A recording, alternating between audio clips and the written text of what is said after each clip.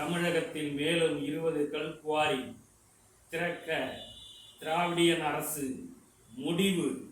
வணக்கம் என் இனிய தமிழர்குடி உறவுகளே.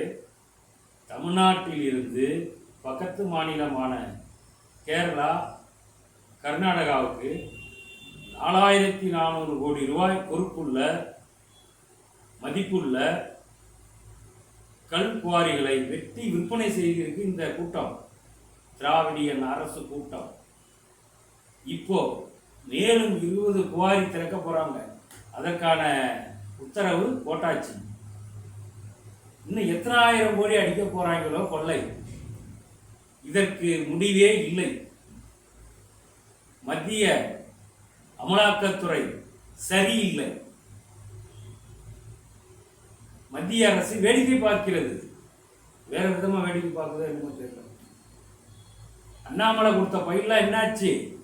மத்திய அரசு, உள்துறை அமைச்சர், இடி, வருவாய்த்துறை இவங்கெல்லாம் கேட்குறாங்க, நீங்க என்னதான் பண்றீங்க? ரைடு பண்றீங்க, சோதனை பண்றீங்க, அப்புறம் ஓடி போறீங்க. மீண்டும் மீண்டும் இவங்க அடிச்சுக்கிட்டே இருக்காங்க. அப்ப மீண்டும் மீண்டும் நீங்க என்ன பண்றீங்க?